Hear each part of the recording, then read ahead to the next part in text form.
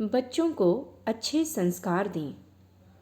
संस्कारवान माता पिता बच्चों के चरित्र की नींव बाल्यावस्था में ही डालते हैं, जबकि दिग्भ्रांत कर आचरणहीन बनाने में भी प्रमुख हाथ उन्हीं का रहता है। उनके निर्माण में सबसे बड़ा हाथ अभिभावकों का है। बच्चों के स्थूल शरीर तथा संस्कार उन्हीं से पूर्ण रूपेण प्रभावित रहते हैं। बच्चे न तो जन्मजात महापुरुष होते हैं, न असफल व्यक्तित्व। ये दोनों ही परिस्थितियां बाल्यावस्था की नींव के आधार पर विकसित होती हैं, जो परिवार की छत्रछाया में सजती संवरती हैं।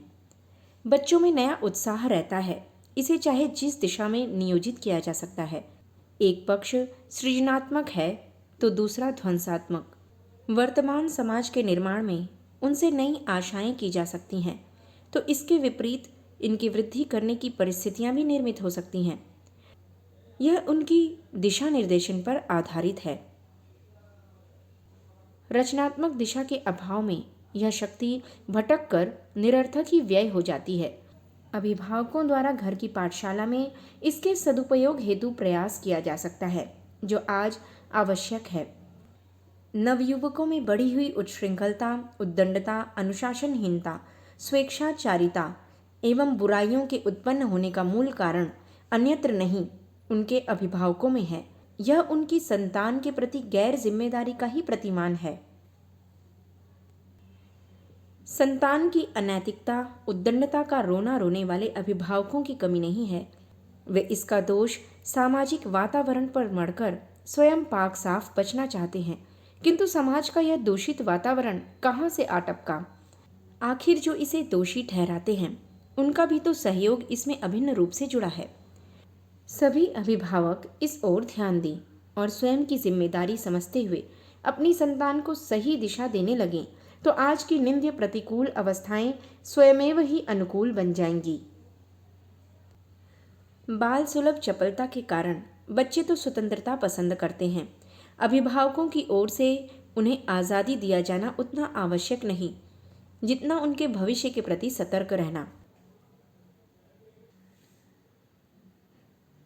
इस दिशा में उदासीनता का दुष्परिणाम स्वयं बच्चों के अभिभावकों को भी भुगतना पड़ता है। अतः आज़ादी के साथ उनकी दिनचर्या के प्रत्येक क्रियाकलाप का निरीक्षण, उनमें आवश्यक सलाह, उनकी सूझबूझ को प्रोत्साहन देते रहना तथा अपनी रुचि रखना उनके निर्माण हेतु महत्वपूर्ण है। बाल अनुशासन के नाम पर मात्र कुछ नियमों का बना देना तथा उन पर कर्तव्यों का भार लाद देना ही पर्याप्त नहीं। हमेशा ही निषेधात्मक प्रक्रिया अपनाते रहने से उनमें मानसिक कुंठा बन जाती है। समय समय पर अच्छे कार्य किए जाने पर प्रशंसा तथा पुरस्कार आदि देना इस दिशा में प्रोत्साहन के लिए जरूरी है। बच्चों में अनुकरण की प्रवृत्ति सहज होती है। उनको उपदेश से नहीं, अपने व्यवहार से ही शिक्षा दी जा सकती है।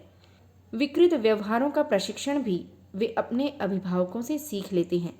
अतः उनके उचित अनुचित निर्माण में माता पिता का पूर्ण उत्तरदायित्व है। बहुत से माँ बाप बच्चे को पैदा करके उनके खिलाने पिलाने तथा पढ़ने भेज देने में ही अपने कर्तव्यों की इतिश्री समझते हैं। खिलाना पिलाना तथा बच्चों का संरक्षण तो पशु भी करते हैं। मानवता इससे ऊंची है। वह सुसंस्कारों में निहित है। यह अधिकतर उपेक्षित रहती है। कुसंस्कारी संतान से नहीं, सुसंस्कारी से माता पिता का गौरव बढ़ता है, उनके सम्मान में वृद्धि होती है। इसके लिए प्रारंभ से ही उन्हें सजग रहना चाहिए और अपने निश्चित दायित्वों का अनिवार्य रूप से पालन करना चाहिए। बच्चों के शारीरिक, मानसिक एवं शैक्षणिक विकास के लिए माता पिता जितने प्रयत्नशील रहते हैं, उतना ही उन्हें उसके चारित्रिक विकास पर भी ध्यान देना चाहिए। बड़े होने पर जिन गुणों और अवगुणों को हम खिले फूल के समान देखते हैं, उनका बीजारोपण बचपन में ही होता है। चरित्र पर वंशानुक्रम और वातावरण दोनों का प्रभाव पड़ता है। माता पिता के रूप, गुण और स्वभाव को बच्चा जन्म से ही लेकर उत्पन्न होता है। यह दूसरी बात है कि अनुकूल या प्रतिकूल वातावरण के कारण वे अधिक विकसित हों या मुरझा जाएं। इसलिए इस बात की बहुत आवश्यकता है कि चरित्र की बुनियाद ऐसी मजबूत और सुंदर डाली जाए कि आगे जाकर उसका उपयुक्त विकास हो सके। बचपन से ही इस पर समुचित ध्यान न देने का कुपरिणाम यह होता है कि बच्चों में अनेक दुर्गुणों का समावेश हो जाता है। माता पिता की अधिक लापरवाही, भूल और अधिक लाड़ प्यार या कठोरता से भी छोटा बच्चा जिद्दी, भोंदू, चिड़चिड़ा, स्वार्थी, डरपोक तथा क्रोधी बन जाता है।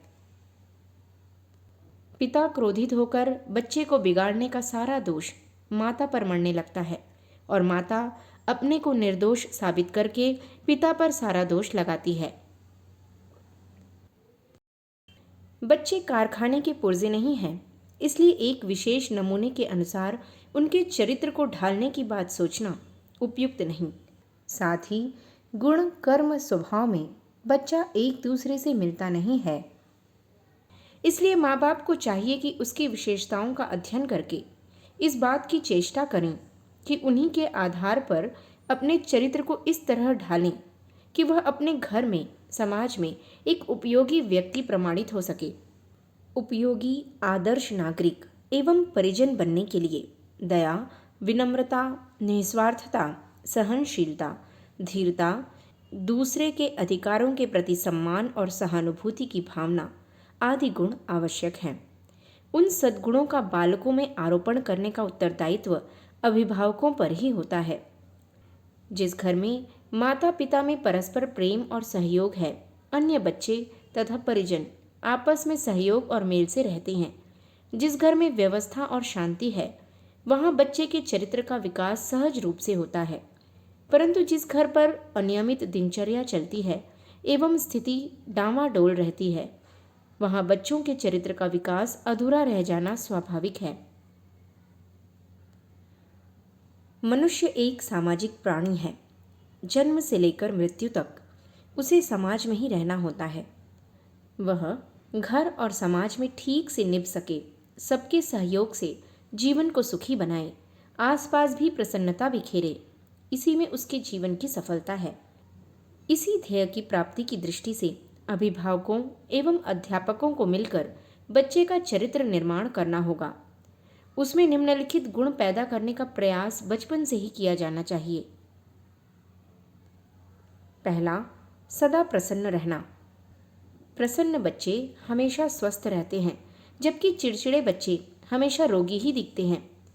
जहाँ माता पिता बच्चे के स्वास्थ्य की चिंता करते हैं, वहाँ वे इस बात की भी चेष्टा करें और साधन जुटाएं कि बच्चे के आसपास का वातावरण प्रसन्नता बढ़ाने वाला हो। उसको हंसाएं, खिलाएं तथा सिखाएं कि किस प्रकार प्रसन्न रहा जाता है। दूसरा, साहस। प्रायः माताएं बच्चों को रोने, जिद करने, अपनी बात मनवाने आदि के समय काल्पनिक हौवा, जूजू, भूत प्रेत, कुत्ता बिल्ली, सिपाही आदि से डराती हैं। मन पर भय का आतंक बन जाने से वह सदा के लिए डरपोक बन जाता है। साहस का उसमें अभाव हो जाता है। ऐसे बच्चों से भला समाज के आदर्श नागरिक बनने की कल्पना कैसे की जा सकती है। तीसरा, निस्वार्थता। बच्चे को स्वार्थी और मतलबी बनने की सीख नहीं देनी चाहिए। इससे वह अपने बहन भाइयों से और बड़े होकर माँ बाप से भी चालाकी करने लगता है। संकीर्ण स्वार्थपरता मनुष्य को हेय स्तर का बनाती है। परिवार में विघटन का प्रमुख कारण उसके सदस्यों की बढ़ी हुई स्वार्थपरता ही होती है। इसके लिए वह ज्यों-ज्यों बड़ा हो, उसे अपने संगी साथियों और अड़ोस पड़ोस के संग मिलकर अपने खिलौनों से खेलना सिखाया जाए। उसके हाथ से अन्य बहन भाइयों और साथियों को मिठाई, प्रसाद या उपहार बंटवाया जाए। सुख दुख में एक दूसरे की मदद करने की प्रेरणा दी जाए। इन सबसे उसमें निस्वार्थता का विकास सुगमता से किया जा सकता है। चौथा, दया और सहानुभूति। कई बच्चों को लंगड़े, लूले व जानवरों या मोहताज भिखमंगों को परेशान करने में आनंद आता है। किसी पगली या अंधी बुढ़िया को सब मिलकर परेशान करते हैं। बच्चों की ऐसी वृत्ति को प्रोत्साहित नहीं करना चाहिए। पशु पक्षी पर दया करना अथवा किसी असहाय की मदद करना उन्हें सिखाया जाए। दया और परोपकार की वृत्ति को कहानियों आदि के माध्यम से बच्चों में विकसित करने का प्रयास करना चाहिए। पांचवा, उत्साह और दिलचस्पी। बालक अपनी दिनचर्या, खेलकूद, कपड़े, खिलौने, खान पान आदि में दिलचस्पी ले। इसके लिए प्रत्येक कार्य को मनोरंजक और आकर्षक बनाया जाए, अन्यथा बच्चों में सुस्ती आने लगती है। उनमें प्राकृतिक सजीवता व जिंदा दिली नहीं रह जाती। वे निराशावादी होकर प्रत्येक कार्य को अनुत्साहपूर्ण ढंग से करने लगते हैं। आगे चलकर थोड़ी सी भी असफलता उनके लक्ष्य प्राप्ति के मार्ग में अवरोधक बन जाती है। उनमें खिलाड़ी स्पिरिट जागृत करनी चाहिए। छठवां, आत्मविश्वास तथा आत्मनिर्भरता। योग्यता होते हुए भी आत्मविश्वास के अभाव में बच्चा प्रयत्न नहीं करता। अपने साथियों में वह झेंपू, चिपकू और पिछड़ा हुआ रहता है। बच्चा जितना अधिक आत्मनिर्भर होगा, उसका आत्मविश्वास उतना ही बढ़ता जाएगा। अतः बच्चे में स्वावलंबन वृत्ति को विकसित करके उसे आत्मनिर्भर व आत्मविश्वासी बनाने का प्रयास किया जाए। सातवां, नेतृत्व गुण का विकास। बच्चे में इस गुण के विकसित हो जाने से उसका झेंपू और दब्बूपन दूर हो जाता है। बच्चे को दंभी तो न बनने दिया जाए, पर उसके आत्मसम्मान को आघात न पहुंचाया जाए। उन्हें अपनी योग्यता के प्रदर्शन के लिए प्रोत्साहित किया जाए। हर समय किसी का पिछलग्गू बनने से बच्चे का व्यक्तित्व छिप जाता है और तरक्की रुक जाती है। आठवां, सद्गुणों का विकास। बच्चे में सद्गुणों का विकास हो, वे चरित्रवान बने, इसके लिए घर के वातावरण, बड़ों के उदाहरण तथा बच्चों की संगति, इन तीनों को विशेष महत्व देना होगा, क्योंकि ये ही चरित्र विकास की आधारशिला हैं। बच्चे को कड़े नियमों से जकड़ने के बदले प्रेम से अनुशासन सिखाना अधिक कल्याणकारी है। इसके अतिरिक्त स्वच्छता, व्यवस्था प्रियता, समय पर काम करना आदि बातें भी बच्चों को बचपन से ही सिखाई जानी चाहिए। प्रायः माता पिता बच्चे के शारीरिक स्वास्थ्य की ओर सजग रहते हैं, किंतु उसके मानसिक स्वास्थ्य को परखने की चेष्टा नहीं करते। जिस प्रकार शारीरिक बल शारीरिक स्वास्थ्य की भित्ति पर खड़ा रहता है, उसी प्रकार चरित्र की आधारशिला मानसिक स्वास्थ्य है। वह जितना मजबूत होगा, बच्चे का चरित्र भी उतना ही दृढ़ होगा और उसमें सद्गुणों का सुंदर विकास होगा। सद्गुणों का अभिवर्धन ही उत्कृष्टता की दिशा में बढ़ने का श्रेष्ठ चरित्र निर्माण का संबल होता है। बच्चे में इनका समावेश किया जाना यदि संभव हो सके तो उनका भविष्य उज्जवल समझा जा सकता है। पुस्तकीय ही नहीं, अनुभवीय ज्ञान भी दीजिए। बालक की पुस्तकीय शिक्षा को ही हम संपूर्ण शिक्षा मान बैठते हैं। बच्चा स्कूल जाता है और घर पर थोड़ा बहुत निर्देश के अनुसार पढ़ लेता है तो समझ लिया जाता है कि बालक की शिक्षा हो रही है, किंतु पुस्तकीय शिक्षा का वृत्त बहुत छोटा होता है। इस शिक्षा से बालक का जो मानसिक एवं व्यावहारिक विकास होना चाहिए वह नहीं हो पाता। वैसे पुस्तकीय शिक्षा से मानसिक विकास तो हो जाता है, लेकिन उसमें व्यावहारिक उपयोग की कला उसे समझ में नहीं आती है। ऐसा लगता है उसके पास पुस्तक का ज्ञान सब कुछ है, पर आसपास के ज्ञान से वह अनभिज्ञ है। अस्तु, व्यावहारिक ज्ञान देने के लिए परिवारों में प्रयत्न किए जाने चाहिए। वैसे व्यावहारिक ज्ञान देने के लिए विद्यालय में अनेक गतिविधियां होती हैं। उन पाठ्येतर गतिविधियों के द्वारा बालक व्यावहारिक ज्ञान प्राप्त करता रहता है। खेलकूद, सांस्कृतिक, साहित्यिक, पर्यटन, प्रकृति निरीक्षण संबंधी अनेक गतिविधियां बालकों में व्यावहारिक कौशल लाती हैं। पर स्कूल में जो बात पुस्तकीय शिक्षा के लिए लागू होती है, वह व्यावहारिक ज्ञान के लिए भी लागू होगी। विद्यालय के अध्यापक छात्रों के प्रति व्यक्तिगत ध्यान नहीं दे पाते हैं। इस कारण अनेक झिझक वाले छात्र इन गतिविधियों में भाग नहीं ले पाते। ऐसे बच्चे व्यावहारिक धरातल पर शून्य बने रहते हैं, चाहे वे पुस्तकीय ज्ञान में कितने ही कुशाग्र क्यों न हों। ज्यों-ज्यों शिशु बढ़ता जाता है, उसे भी बड़ों की भांति साथियों की तलाश रहती है। बालक के प्रथम साथी बनते हैं खिलौने। यूँ अधिकांशतः माता पिता खिलौने को मनोरंजन का साधन मात्र कहकर उनके चयन में उपेक्षा बरतते हैं तथा उन पर तनिक भी धन व्यय करना अनावश्यक भार मात्र ही समझते हैं, परंतु यह वृत्ति उचित नहीं है। खिलौने के माध्यम से बच्चों को सरलता से जीवनोपयोगी वस्तुओं का ज्ञान कराया जा सकता है तथा उसकी रुचि रुझान को एक निश्चित दिशा में मोड़ा जा सकता है। अमेरिका आदि प्रगतिशील देशों में अभिभावक छोटे छोटे बालकों को खिलौने के माध्यम से विविध वस्तुओं का ज्ञान प्राप्त करा देते हैं तथा अनेक जीवनोपयोगी वस्तुओं का परिचय कराते हैं। परिणामतः बालक अल्पायु में ही व्यावहारिकता में पारंगत बन जाते हैं। थोड़ा बड़ा होने पर बच्चे अपने हमउम्र बालकों के साथ खेलने में रुचि लेने लगते हैं तथा खिलौनों के प्रति उनका आकर्षण कम हो जाता है। वस्तुतः यह देखा जाए तो बालक के सामाजिक विकास में समवयस्क साथियों का अत्यंत महत्वपूर्ण हाथ रहता है। उनके साथ जहाँ वह विभिन्न खेल सीखता है, वहाँ दूसरी ओर बहुत सारी सामान्य जानकारियाँ भी प्राप्त करता है। मित्रों से वह खुलकर विविध विषयों पर वार्तालाप करता है तथा उनके दृष्टिकोण से परिचित होता है। साथियों के बीच में रहते हुए बालक में उदारता तथा मिलजुल कर कार्य करने की वृत्ति भी आती है। बालक जैसे साथियों में रहता है, वैसा प्रभाव उस पर पड़ता है। माता पिता का यह कर्तव्य हो जाता है कि वे बालक के लिए उचित साथियों का चुनाव करें। अभिभावकों को चाहिए कि वे न केवल अपने बालक को ही अपितु बालक के मित्रों को, पड़ोसी बच्चों को भी शिष्टाचार सिखाएं तथा उनकी रुचियों को परिष्कृत करें। आज के बालक ही कल राष्ट्र के कर्णधार बनेंगे। अतएव उन्हें सन्मार्गगामी, सद्गुणी, सचरित्रवान बनाना राष्ट्र की महती सेवा है। मानसिक भूख का भी ध्यान रखें। पिछले दिनों केंद्रीय शिक्षा एवं समाज कल्याण मंत्रालय के तत्वावधान में इस बात का सर्वेक्षण किया गया कि भारत में प्राथमिक पाठशालाओं के बच्चे अपनी पाठ्य पुस्तकों के अतिरिक्त और क्या तथा कितना पढ़ते हैं। पता चला है कि प्रत्येक प्राथमिक छात्र साल भर में मुश्किल से एक किताब पाठ्यक्रम से बाहर की पढ़ता है, वह भी संयोगवश जो मिल गई वही। जबकि विकसित देशों में बच्चों की स्पष्ट रुचियां विकसित की जाती हैं और प्राथमिक कक्षाओं का प्रत्येक बच्चा 6-7 पाठ्यक्रमेतर पुस्तकें प्रतिवर्ष पढ़ता है। वहाँ 5 से 11 वर्ष के आयु समूह के बच्चों के लिए अत्यंत आकर्षक पुस्तकें तैयार की जाती हैं और बाल साहित्य तैयार करने वालों के प्रशिक्षण की भी वहाँ उत्तम व्यवस्थाएं रहती हैं। भारत में बाल साहित्य बहुत कम रचा जाता है, उसमें भी अच्छे स्तर का तो बहुत ही थोड़ा होता है। अधिकांश विदेशी साहित्य की भौणी और भद्दी नकल होती है। स्वाध्याय की प्रवृत्ति जब बचपन से ही डाली जाती है, तभी वह स्वभाव का अंग बनती है।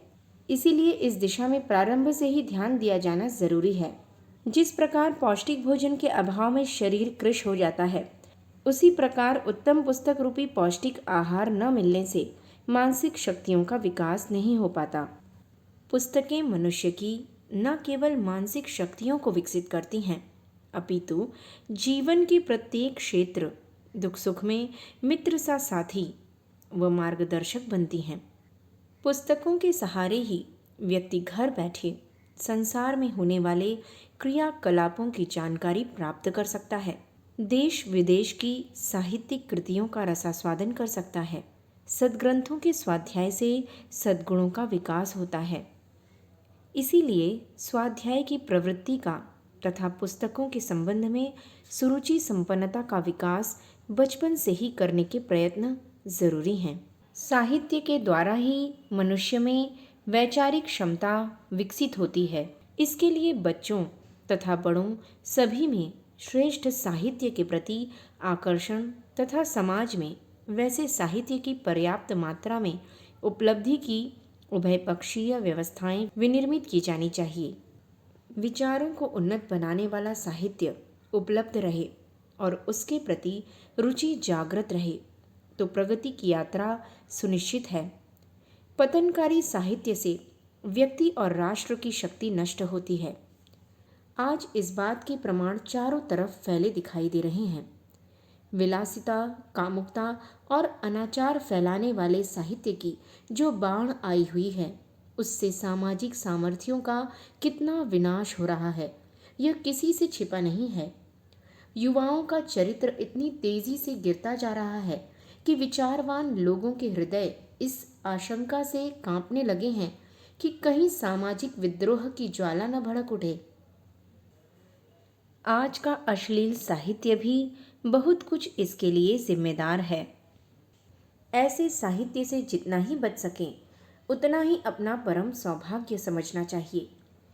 सत्साहित्य से सद्विचार ग्रहण करते रहने की परंपरा चल पड़े तो बालकों का मानसिक उत्थान होता रहेगा और दुर्गुणों से बचते रहेंगे।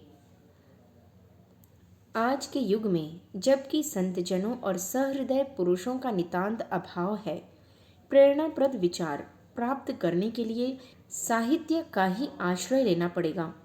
किंतु यह ध्यान बना रहे कि साहित्य वही उपयोगी हो सकता है जो बालकों को ऊंचा उठा सके, हमारे अंतःकरण में प्रकाश उत्पन्न कर सके। जहाँ कोई अन्य साधन न हो, वहाँ नियमित रूप से सद्ग्रंथों, आत्मनिर्माण करने वाली पुस्तकों का स्वाध्याय करते रहना चाहिए। इससे भी मन बुरे विचारों से बचा रहता है और सद्भावनाएं उत्पन्न होती हैं। साहित्य की आवश्यकता पर प्रकाश डालते हुए विद्वान सिसरो ने लिखा है, साहित्य का अध्ययन युवकों का पालन पोषण करता है, वृद्धों का मनोरंजन करता है, उन्नति का द्वार खोलता है, विपत्ति में धैर्य बंधाता है। घर में प्रसन्नता रखना और बाहर विनीत रखना साहित्य का ही काम है। उस सारे वाङ्मय को ऐसे साहित्य की श्रेणी में ले लेते हैं जिससे अर्थबोध के साथ भावनाओं का परिष्कार भी होता हो और प्रत्येक तथ्य की समीक्षात्मक व्याख्या भी होती हो। केवल गूढ़ शब्दों को रट लेना मात्र पर्याप्त नहीं है। पढ़ना और उसे समझना, समझकर उसके सत्यासत्य पर विचार करना तथा जीवन शोधक व्यावहारिकता का अनुसरण करना, इतना कर सकें तो यह समझें कि साहित्य की आवश्यकता को हमने समझ लिया है। रामायण पढ़ने का लाभ तब है जब हम भी राम, भरत या लक्ष्मण के सदृश बनने का प्रयत्न करें। और रामायण का महत्व इसलिए है कि उससे आंतरिक मलिनताओं पर द्वंद्व उत्पन्न होता है और सदाचार की प्रेरणा मिलती है। इस तरह का तालमेल यदि बन सके तो विचार दृष्टि से शक्तिशाली बनने में कोई कठिनाई न रहेगी। बुरे संयोग से बचने के लिए और अपनी महानता जगाने के लिए विचारवान बनना जरूरी है। इसके लिए दूसरे साधनों की उतनी आवश्यकता नहीं है जितनी कि ज्ञान साधना की जरूरत है। इस जरूरत को पूरा करना है तो साहित्य की शरण लेनी ही पड़ेगी। ऐसा साहित्य खोजना पड़ेगा जिससे ज्ञान संवर्धन हो और आत्मा का परिष्कार हो। साहित्य शक्ति का उद्रेक है। साहित्य के द्वारा बच्चों की प्रतिभा जगाने का कार्य अविलंब शुरू कर देना चाहिए। हर घर में न सही पर हर गांव में पाठशाला की ही तरह अच्छे पुस्तकालय की भी व्यवस्था होनी चाहिए। हर घर में न सही पर हर गांव में पाठशाला की ही तरह अच्छे पुस्तकालय की भी व्यवस्था होनी चाहिए। बहुसंख्यक पुस्तकों वाले पुस्तकालय नहीं, थोड़ी चुनी हुई अध्यात्म और सुव्यवस्थित जीवन की प्रखर प्रेरणा देने वाली पुस्तकों से संपन्न पुस्तकालय इस समस्या का हल कर सकते हैं। नालंदा और तक्षशिला के विशाल पुस्तकालय पुस्तकों की संख्या के लिए ही नहीं विख्यात थे, वरन उनमें ऊर्ध्वगामी जीवन की दिशाएं देने वाले साहित्य का बाहुल्य था। जो कहीं नहीं मिलता था उसे ढूंढने के लिए चीन, जापान, जर्मन और अमेरिका तक से लोग यहाँ आते थे। अब हमें ऐसे पुस्तकालयों की रचना गांव-गांव करनी पड़ेगी जो आकार में भले ही छोटे हों, पर बच्चे उसमें रखी हुई पुस्तकों में अपने व्यावहारिक, आध्यात्मिक और तात्विक जीवन के समाधान ढूंढने आएं और मानसिक उत्तेजना नहीं, सुस्पष्ट कल्पना लेकर लौटें कि हमारा आहार इस तरह का होना चाहिए, हमारी वेशभूषा, बोलचाल, रहन सहन, शिक्षा दीक्षा, दिनचर्या और जीवनचर्या इस तरह होनी चाहिए जिसमें आर्ष संस्कृति के अनुरूप तेजस्विता, शक्ति और वर्चस्व का विकास किया जा सके। इन पुस्तकालयों में मनुष्य की आकांक्षाओं और जिज्ञासाओं को लौकिक व्यवस्था के साथ पारलौकिक लक्ष्य की ओर अग्रसर करने वाला साहित्य उपलब्ध कराया जा सके तो इस देश को धर्म और संस्कृति के पूर्व ढांचे पर ढालना संभव हो जाएगा। युग निर्माण योजना के अंतर्गत ऐसे पुस्तकालयों की व्यवस्था की गई है। उसके आधार पर गांव-गांव छोटे-छोटे पुस्तकालय स्थापित होने चाहिए जो मनुष्यों के विचार, जीवन और क्रियाकलापों को ऊंचा उठाने में सहायक हों।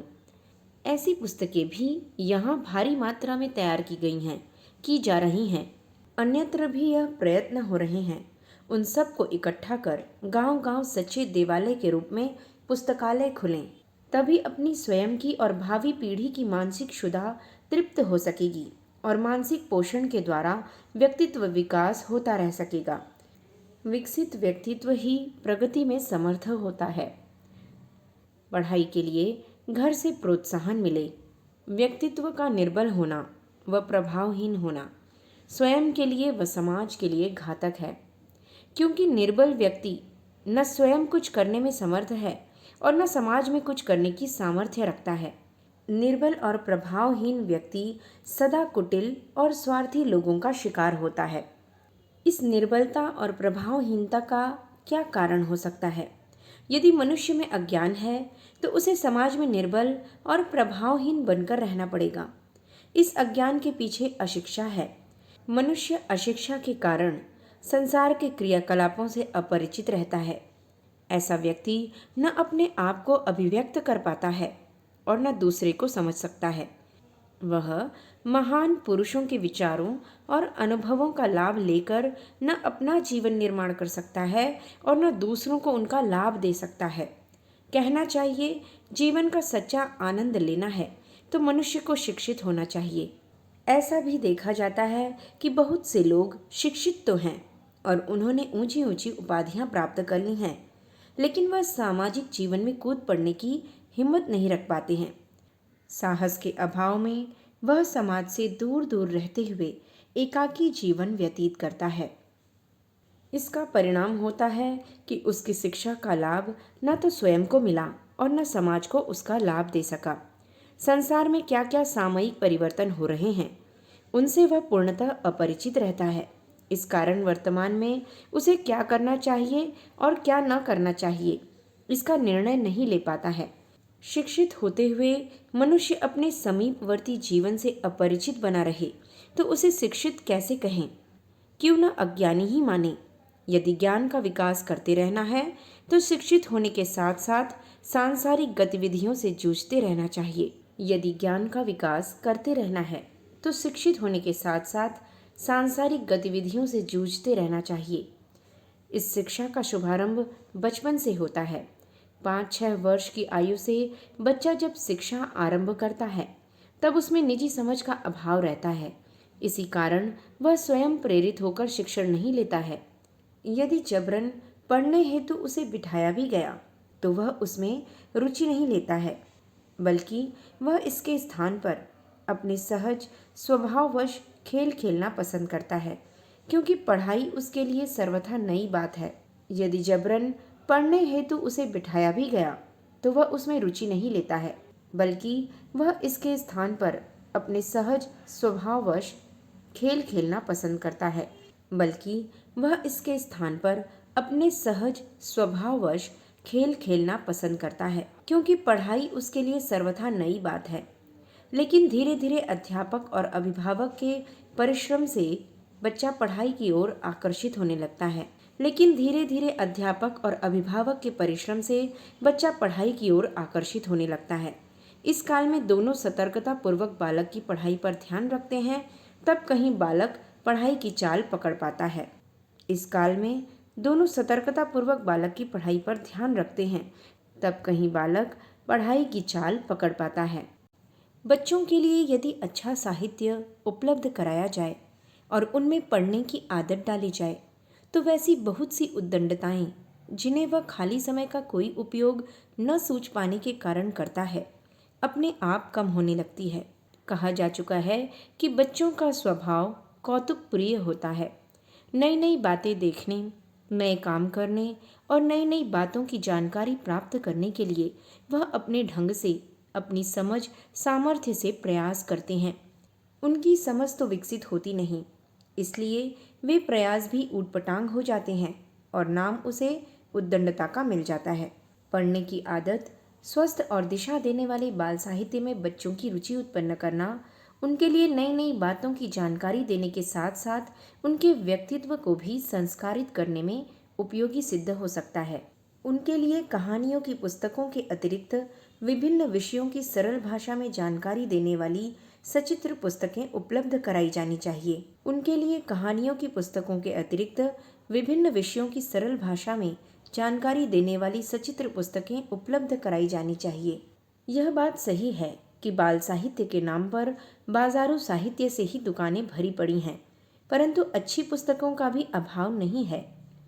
बाजार में जिस ब्रांड का चलन अधिक होता है वह ब्रांड बाजार में छा जाता है और दूसरे अन्य ब्रांड छिप जाते हैं। वही बात प्रचलित साहित्य के बारे में भी लागू होती है। यदि इसकी उपेक्षा कर अच्छे बाल साहित्य को अपनाया जाए तो उसकी भी कमी नहीं रहेगी। आवश्यकता इतनी भर है कि बच्चों के लिए इसकी उपयोगिता अनुभव की जाए और इस आवश्यकता को पूरा करने के प्रयास किए जाएं। आवश्यकता इतनी भर है कि बच्चों के लिए इसकी उपयोगिता अनुभव की जाए और इस आवश्यकता को पूरा करने के प्रयास किए जाएं। बच्चों के निर्माण के लिए यह आवश्यक नहीं है कि उनके लिए कोई निर्माण करने वाली संस्थाएं खोली जाएं या उन्हें समय समय पर एक जगह इकट्ठा करके किसी सामान की तरह उनका निर्माण किया जाए। बच्चों के निर्माण की जो संस्थाएं हैं उनका लाभ तो उठाया ही जाना चाहिए, किंतु उन पर सर्वथा निर्भर नहीं रहना चाहिए। बच्चों का सबसे स्थायी और प्रभावपूर्ण निर्माण घर पर अभिभावकों के द्वारा ही हो सकता है। बच्चों को प्रारंभ से ही एक ऐसे वातावरण में रखना चाहिए जिससे उनमें उदार भावनाओं का विकास हो। उनको भाई बहनों से समता का व्यवहार सिखाया जाना चाहिए। जिन घरों में अनेक बच्चे होते हैं वहाँ बहुधा देखा जाता है कि कोई एक बच्चा माता पिता का अधिक प्यारा होता है, उसको अन्य बच्चों की अपेक्षा अधिक विशेषता दी जाती है। यह व्यवहार उचित नहीं है। इससे अन्य बच्चों में असमानता का भाव जगता है और वे आपस में एक दूसरे से असमानतापूर्ण व्यवहार करना सीख जाते हैं। बच्चों से धीरे धीरे क्रम से ऐसे काम लेने और सौंपने चाहिए जिससे वे करते समय अपने अंदर एक उत्तरदायित्व अनुभव करें। इन कामों में से एक काम घर का हिसाब रखना भी हो सकता है। किन्हीं मित्रों अथवा संबंधियों को प्रीति भोज अथवा खाने के समय उन्हें भोजन परोसने में मदद करना आदि। अधिकतर लोग करते यह हैं कि इस तरह के उत्तरदायित्वपूर्ण कार्यों और अवसरों पर बच्चों को अधिक से अधिक दूर रखते हैं, जबकि उत्तरदायी बनाने के लिए उन्हें यथासंभव इन कामों में शामिल करना चाहिए। उनको रहन सहन, ओढ़ने पहनने और उठने बैठने का एक सलीका सिखाना चाहिए जिससे उनमें अस्त व्यस्तता अथवा लापरवाही का विकार पैदा न होने पाए। शिष्टाचार और मिलनसारियत सिखाने के लिए संबंधियों और मित्रों के यहाँ जाते समय यथासंभव उन्हें साथ ले जाना चाहिए। इससे उनमें परिचय की जिज्ञासा का जन्म होगा और उनके परिचय का क्षेत्र बढ़ेगा। यह ऐसी कुछ बातें हैं जिनका संबंध घर के लोगों के बीच व्यवहार से है। बच्चों को बाहर व्यवहार में आने वाली कुछ छोटी मोटी बातों का भी ध्यान रखना चाहिए, जैसे वह अपने साथियों के साथ कैसा व्यवहार करता है, बाहर अपने से बड़ी आयु वालों के साथ कैसे पेश आता है, वह कहाँ किन किन बातों में दूसरों से दबता है और कहाँ किन किन बातों में दूसरों को दबाने का प्रयत्न करता है। यदि बच्चों संबंधी ऐसी बातों का पता लगे तो उनमें तत्काल आवश्यक सुधार किया जाना चाहिए। उसके बाह्य व्यवहारों में एक संतुलन पैदा किया जाना चाहिए। बच्चों में सामाजिकता और पारस्परिक स्नेह भाव उत्पन्न करने के लिए कभी कभी पर्व आदि पर उसे अवसर दिया जाना चाहिए कि वह अपने साथियों को अपने घर चाय पानी करने या भोजन करने के लिए आमंत्रित करें। इससे उनमें आपस में स्नेह और विश्वास बढ़ेगा और अभिभावकों को उसके साथियों को पहचानने का अवसर मिलेगा। अधिकतर अभिभावक बच्चों पर चारों ओर से एक घेरा डाले रहते हैं जिससे उनका व्यक्तित्व दबकर रह जाता है। उनको अच्छी बुरी संगत पर ध्यान रखते हुए उन्हें अपने अनुरूप समाज में घुलने मिलने और एक दूसरे को जानने समझने में बाधा न दी जानी चाहिए। कुछ ऐसी आवश्यक बातें भी हैं जो दूसरों के बच्चों के साथ व्यवहार में लाई जानी चाहिए। उनमें से सबसे पहली और महत्वपूर्ण बात यह है कि हर बच्चे को बिल्कुल अपने बच्चे के समान समझना और उससे प्यार करना चाहिए। कोई भी बच्चा किसी अभिभावक के सामने आकर यह न अनुभव करे कि वह किसी गैर के सामने खड़ा है। उसे ऐसा अनुभव होना चाहिए कि वह अपने माता पिता अथवा सगे संबंधियों के सामने है। किसी भी बच्चे को कोई गलती या बुरा काम करते देखें तो उसे ठीक उसी प्रकार सुधारने की कोशिश की जानी चाहिए जैसे अपने बच्चे को। इस प्रकार क्या अपना और क्या पराया, हर समय हर बच्चे का नव निर्माण ध्यान में रखते हुए व्यवहार किया जाना चाहिए, जिससे कि बच्चों की आने वाली नागरिक पीढ़ी कुछ सुधर कर आ सके।